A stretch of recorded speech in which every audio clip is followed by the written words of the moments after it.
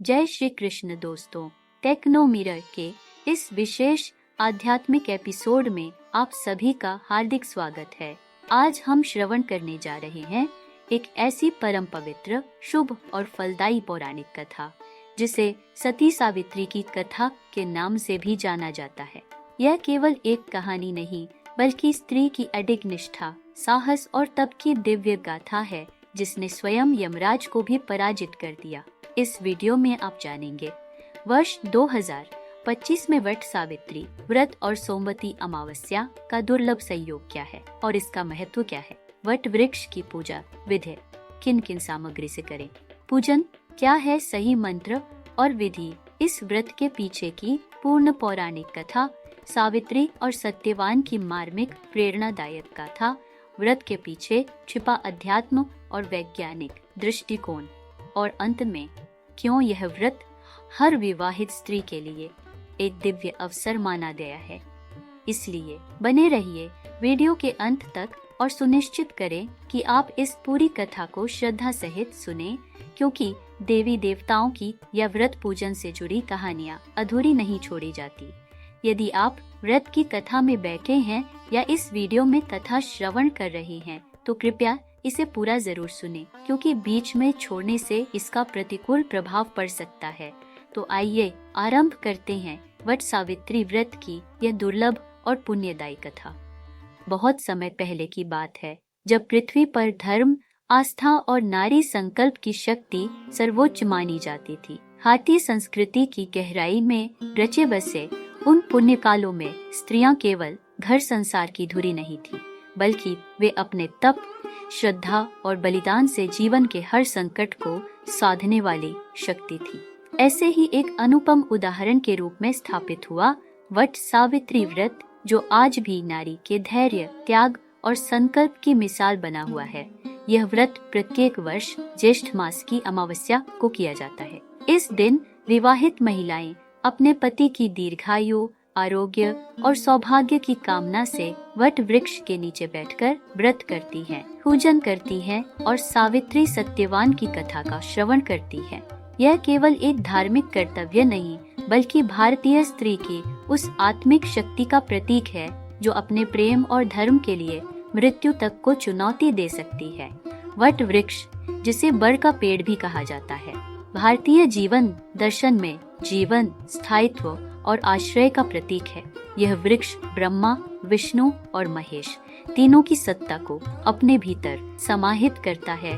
What वृक्ष के नीचे की जाने वाली पूजा केवल एक परंपरा नहीं, बल्कि उस नारी श्रद्धा का केंद्र है जो अपने परिवार की रक्षा और सुख समृद्धि हेतु संकल्प लेती है।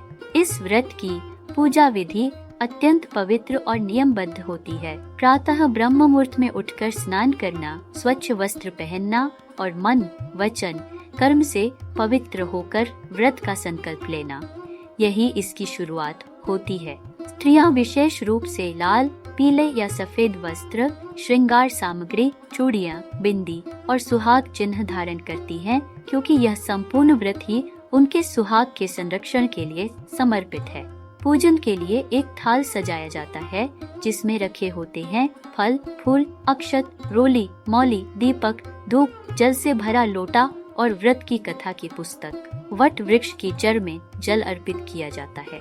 तने को रोली और चावल से पूजकर मौली से 7, 11 या 21 बार परिक्रमा की जाती है। प्रत्येक परिक्रमा के साथ यह संकल्प किया जाता है, हे वट वृक्ष, जैसे तुम स्थिर, सुदृढ़ और दीर्घायु हो, वैसे ही मेरे पति का जीवन दीर्घ हो, उनका स्वास्थ्य उत्तम हो और उनका सौभाग्य चिरकाल तक बना रहे। इसके बाद स्त्रियां सावित्री सत्यवान की कथा का वाचन या श्रवण करती हैं, जिसे अत्यंत श्रद्धा और मनोयोग से सुना जाना आवश्यक है। यह कथा एक ऐसी स्त्री की है जिसने मृत्यु के देवता को भी अपने धर्म और प्रेम से पराजित कर दिया। व्रत की समाप्ति पर स्त्रियां जल से अर्घ्य देती हैं, वस्त्र, फल, मिठाई ब्राह्मणों या सुहागिनों को दान करती हैं और अंत में अपने पति का आशीर्वाद प्राप्त करती हैं।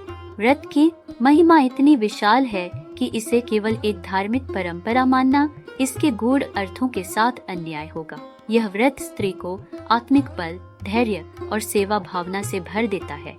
सावित्री का चरित्र उस चेतना को दर्शाता है जो संकट के समय न केवल साहस दिखाती है बल्कि धर्म का मार्ग चुनकर अधर्म और मृत्यु तक को झुका देती है।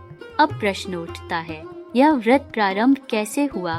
कौन थी वह सावित्री जिसने इस व्रत को एक युगांतकारी उदाहरण बना दिया? उत्तर छिपा है एक प्राचीन पौराणिक कथा में, जिसे महर्षि वेदव्यास ने महाभारत के वन पर्व में वर्णित किया है। कहते हैं, बहुत पहले मद्र देश में एक धर्मनिष्ठ राजा हुआ करते थे। राजा अश्वपति राजा अत्यंत ज्ञानी, सत्यप्रिय और प्रजा के प्रति वात्सल्य रखने वाले थे, परंतु एक पीड़ा उनके जीवन में थी, उन्हें कोई संतान नहीं थी। संतान प्राप्ति की इच्छा से उन्होंने 12 वर्षों तक सूर्यदेव और ब्रह्मा की तपस्या की। उनकी भक्ति से प्रसन्न होकर ब्रह्मा ने उन्हें वरदान दिया, तुम्हें एक ऐसी कन्या प्राप्त होगी जो तेज, धर्म और तप में अद्वितीय होगी और जिसका नाम युगों तक श्रद्धा से लिया जाएगा। कालांतर में रानी ने एक दिव्य कन्या को जन्म दिया जिसका नाम रखा गया सावित्री। यह कन्या बचपन से ही अत्यंत गंभीर, संयमी और तेजस्विनी थी।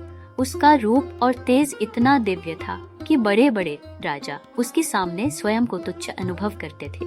जब वह विवाह योग्य हुई तब किसी भी राजा या राजकुमार ने उससे विवाह का प्रस्ताव रखने का साहस नहीं किया।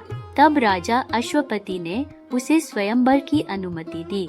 जा, अपनी इच्छानुसार अपना वर चुन। सावित्री ने दूर जंगलों की यात्रा की और वहां उसे मिला सत्यवान, एक वनवासी युवक जो अपने अंधे माता पिता की सेवा में संलग्न था। सत्यवान वास्तव में एक निष्कासित राजा द्युमत्सेन का पुत्र था जिसने राजपाट त्याग कर वनवास को अपनाया था।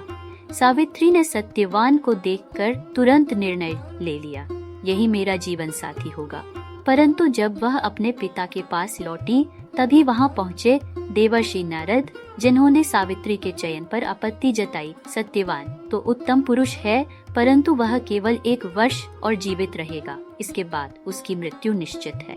राजा चिंतित हुए, परंतु सावित्री अडिग रही, जिसे एक बार मन से स्वीकार कर लिया, वह जीवन भर पति रहेगा। मैं विधि की रेखा बदलूंगी पर अपना निर्णय नहीं। पिता ने उसकी दृढ़ता देखकर विवाह की स्वीकृति दे दी और फिर एक साधारण वन में एक साधारण परंतु दिव्य आत्मा के साथ सावित्री ने विवाह किया। विवाह के बाद सावित्री ससुराल चली गई और वहां उसने अपने अंधे सास ससुर की सेवा, घर के कार्य और आत्मिक साधना। समय बीतता गया, दिन दिन सावित्री का मन और अधिक स्थिर और तपस्विनी होता गया। उसने गिनती के हर दिन को संकल्प के साथ जिया। उसकी आंखों में भय नहीं था, केवल विश्वास था और मन में निरंतर जप चल रहा था। सत्य ही धर्म है और धर्म ही विजय दिलाता है। वह दिन भी आ गया, वह अंतिम दिन जब देवर्षि नारद की भविष्यवाणी पूर्ण होने वाली थी। सावित्री ने उस दिन व्रत रखा, भोजन, जल, विश्राम कुछ भी ग्रहण नहीं किया। प्रातः उठकर वृक्ष के नीचे जाकर उसने भगवान की उपासना की और फिर अपने पति सत्यवान के साथ वन की ओर निकल गई। सत्यवान जो पेड़ काटने के लिए कुल्हाड़ी लेकर साथ आया था। जब लकड़ी काट रहा था तब अचानक उसके माथे पर तेज दर्द उठा। उसने अपनी हथेली से सिर पकड़ लिया और कमजोरी से बोला, प्रिय सावित्री, मेरा सिर चकरा रहा है, लगता है जैसे जीवन छूट रहा हो। सावित्री ने उसे तुरंत अपनी गोद में ले लिया, उसके माथे को सहलाया और आंखें बंद कर भगवान से प्रार्थना करने लगी। कुछ ही क्षणों में सत्यवान की सांसें रुक गईं। उसका शरीर शिथिल हो गया। वह क्षण था जब किसी भी स्त्री का संसार उजड़ जाता, पर सावित्री जो केवल पत्नी नहीं थी, वह धर्म की संतान थी। उसने अपने आंसुओं को रोका और मौन खड़ी हो गई और तभी उसने एक दिव्य प्रकाश देखा। एक तेजस्वी, गंभीर, काले वस्त्रों में त्रिशूल समान तेज से युक्त व्यक्ति उसके समक्ष प्रकट हुआ। यह स्वयं यमराज थे, मृत्यु के देवता। उन्होंने सत्यवान की आत्मा को अपने पाश में बांधा और चलने को हुए। सावित्री ने हाथ जोड़कर कहा, हे धर्मराज, आप कौन हैं जो मेरे पति की आत्मा को ले जा रहे हैं? यमराज बोले, मैं यम हूँ, मृत्यु का देवता। सत्यवान का जीवन पूर्ण हुआ, अब उसे मेरे साथ आना होगा। सावित्री बिना विचलित हुए उनके पीछे पीछे चलने लगी। यमराज ने देखा परंतु कुछ नहीं कहा। कुछ दूर चलने पर यमराज बोले, हे साध्वी, तुम्हारा कर्तव्य पति की चिता तक ही सीमित है। अब लौट जाओ। यह मार्ग मृत्युलोक का है। यहाँ जीवित कोई नहीं चल सकता। जहाँ मेरा पति जाए वहीं तक मेरा धर्म है, और जहाँ धर्म है वहाँ पत्नी को रुकना नहीं चाहिए। यमराज चकित हुए। ऐसी वाणी, ऐसा धैर्य। उन्होंने कहा, हे सावित्री, तुम्हारी भक्ति और ज्ञान से मैं प्रसन्न हूँ। तुम एक वर मांग सकती हो।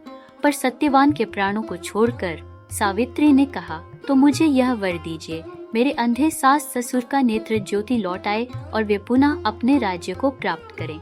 यमराज ने वरदान दिया। तथास्तु, और आगे बढ़ चले। परंतु सावित्री अब भी उनके पीछे चल रही थी। यमराज ने दूसरी बार कहा, अब और आगे न बढ़ो, लौट जाओ, तुम्हारा धर्म पूर्ण हुआ। सावित्री बोली, हे यमराज, आप धर्म स्वरूप हैं, आपके साथ कुछ क्षण चलना भी पुण्य है। क्या मैं धर्म का अनुसरण न करूं? यमराज ने मुस्कुराकर कहा, तुम्हारे शब्दों में धर्म की सुगंध है, एक और वर मांग लो। सावित्री बोली, तो मुझे यह वर दीजिए कि मेरे पिता को योग्य संतान प्राप्त हो, जिससे उनका वंश बढ़े और राज्य का कल्याण हो। यमराज ने कहा, तथास्तु। अब भी सावित्री पीछे नहीं हटी। यमराज ने तीसरी बार कहा, अब लौट जाओ देवी, तुम्हारा संकल्प अतुलनीय है, तुम्हारा संकल्प अतुलनीय है, पर मृत्युलोक की सीमा यही है। सावित्री बोली, हे धर्मराज, मुझे ज्ञान है कि धर्म की परिधि केवल शरीर तक नहीं सीमित। जब आत्मा सत्य और प्रेम से जुड़ जाती है तब वह अमर हो जाती है।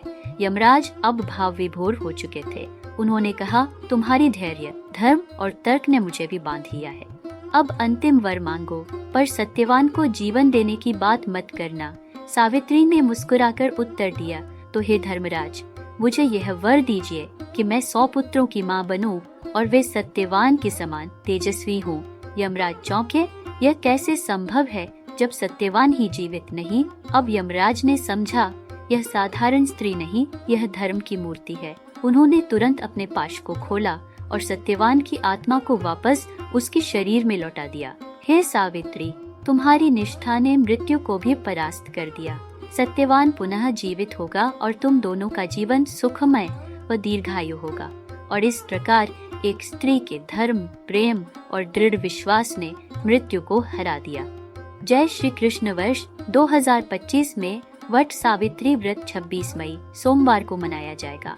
यह दिन विशेष रूप से महत्वपूर्ण है क्योंकि इस दिन सोमवती अमावस्या भी है, जो सोमवार को पड़ने वाली अमावस्या को कहा जाता है। इस दिन का विशेष धार्मिक महत्व है, विशेषकर विवाहित महिलाओं के लिए जो अपने पतियों की लंबी उम्र और सुख समृद्धि की कामना करती हैं।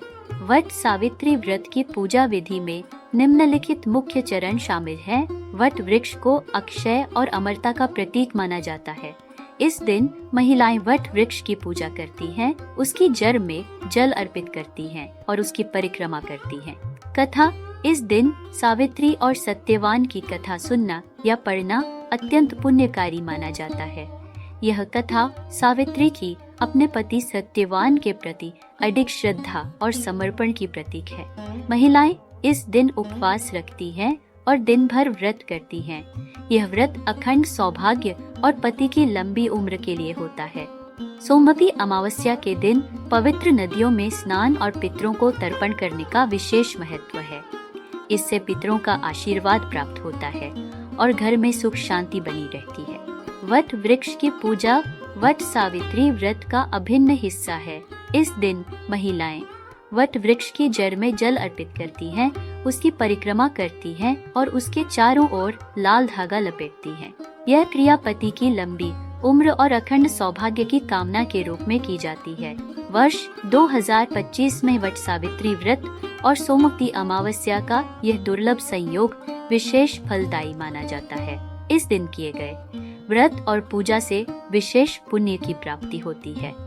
यह संयोग विशेष रूप से विवाहित महिलाओं के लिए अत्यंत शुभ है। तो दर्शकों, आज की यह दिव्य और प्रेरणादायक कथा यहीं संपन्न होती है। यदि आपको यह वीडियो ज्ञानवर्धक और भावनात्मक रूप से स्पर्श करने वाला लगा हो तो कृपया इस चैनल टेक्नो मिरर को सब्सक्राइब जरूर करें ताकि आप भविष्य में भी ऐसी ही पौराणिक, धार्मिक और रहस्यमयी कथाओं का लाभ उठा सकें। वीडियो को लाइक करना न भूलें और कमेंट में जय श्री कृष्णा लिखकर अपनी आस्था प्रकट करें। इसे अपने परिवार, मित्रों और सामाजिक समूहों में शेयर करें ताकि यह दिव्यता और ज्ञान औरों तक भी पहुंचे। आपका साथ ही हमारी सबसे बड़ी प्रेरणा है।